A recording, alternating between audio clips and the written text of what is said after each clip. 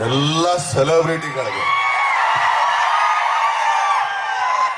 ಚಿಕ್ಕ ಪುಟ್ಟು ಇವತ್ತನೇ ಅಂಬೆಗಾಲಿತ್ತಿನ ಕಲಾವಿದರ ನಮಸ್ಕಾರಗಳು.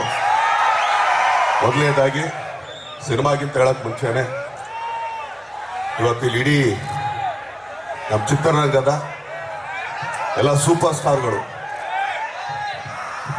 ನಮ್ಮ ಅಭಿಷೇಕ್ ಅಂಬರೀಶ್ ಅವರಾಗಿರ್ಬೋದು, ತನ್ವೀರ್ ಅವರಾಗಿರ್ಬೋದು, ಹಾಗೇನೆ ನಮ್ಮ ಯಶಸ್ ಸೂರ್ಯ ಅವರಾಗಿರ್ಬೋದು, ನಮ್ಮ ಟೈಗರ್ ಆಗಿರ್ಬೋದು, ಹಾಗೇನೆ ಮೆಗಾ ಶೆಟ್ಟಿ ಅವರು, ಅವ್ರ ಇಡೀ ಟೀಮು, ಕೈವಾಡ್ ಟೀಮು, ಎಲ್ಲ ಸೂಪರ್ ಸ್ಟಾರ್ಗಳು ಬಂದಿದ್ದಕ್ಕೆ ತುಂಬಾ ತುಂಬಾ ತುಂಬಾ ಧನ್ಯವಾದಗಳು.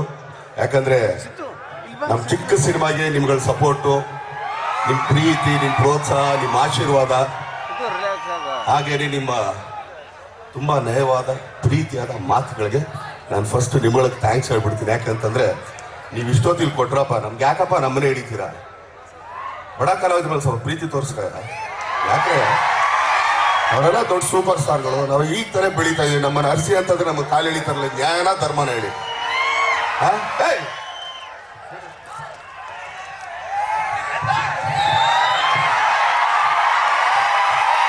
ಇದು ವಿಜಯದ ತಿಲಕಾಲ.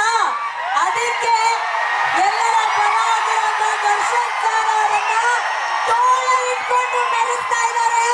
ಅವರ ಸಹೋದರರು ತೋಳಲ್ಲಿ ಕೂರಿಸ್ಕೊಂಡು ಮೆರೆಸ್ತಾ ಇದ್ದಾರೆ ದರ್ಶನ್ ಸರ್ನ ಎಲ್ಲ ಅವರ ಸಹೋದರರು.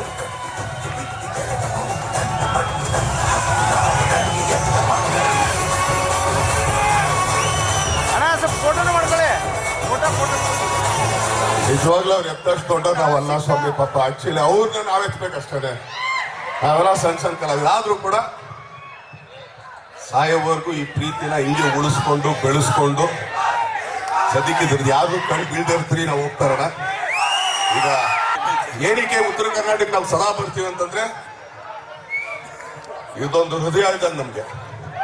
ನಾನು ಅವತ್ತು ಹೇಳಿದೆ, ಇವತ್ತು ಹೇಳ್ತಾ ಇದ್ದೀನಿ, ಇನ್ನೂ ಸಾಯ ತನಕ ಹೇಳ್ತೀವಿ. ಕಲಾವಿದರನ್ನ ಉತ್ತರ ಕರ್ನಾಟಕದ ಜನ ಯಾವತ್ತು ಬರೀ ಹೊಟ್ಟೆಲಂತೂ ಮನಸ್ಸಾರ. ಹೌದಲ್ಲ? ಅದು ಯಾವುದೇ ಸಿನಿಮಾ ಆಗ್ಬೋದು, ಯಾವುದೇ ನಾಟಕ ಆಗ್ಬೋದು, ಬಟ್ ಕಲಾವಿದರನ್ನ ತುಂಬಾ ಹರಿಸಿ ಬೆಳೆಸಿ ಪ್ರೀತಿ ತೋರಿಸೋ ಉತ್ತರ ಕರ್ನಾಟಕ ಮಂದಿಗೆ ನಿಜವಾಗ್ಲೂ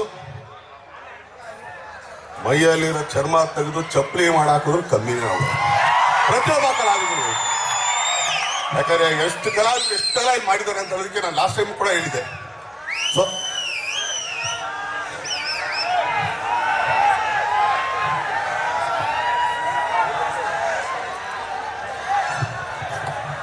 ಏನಕ್ಕೆ ಮಾತು ಹೇಳ್ತಾ ಇದ್ದೀನಿ ಅಂತಂದ್ರೆ,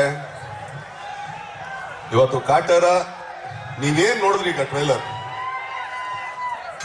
ಇದೇ ಸಿನಿಮಾ ಇದೊಂದು ವಿಭಿನ್ನವಾದ್ದು. ಯಾಕಂದ್ರೆ ನಮ್ಮ ನಿರ್ದೇಶಕರು, ನನ್ನ ಸ್ನೇಹಿತರಿಗೆಲ್ಲ ಹೇಳಿದೆ, ಇವತ್ತು ನೀವೇನ್ ನೋಡಿದ್ರು ಇದೇ ನಿಮ್ಗೆ 2.25 ಗಂಟೆ ಸಿನಿಮಾ ತೋರಿಸೋದು. ನಾವು ಓಪನಿಂಗ್ ಅದೇ ಶಾರ್ಟು, ಎಂಡ್ ಈ ಶಾರ್ಟ್, ಇನ್ ಮಧ್ಯದಲ್ಲಿ ಮಿಕ್ಕಿದೆ ನೀವೇನ್ ಅನ್ಕೊಂಡ್ರು ಸರಿದೆ ಅಲ್ಲ ಸರ್?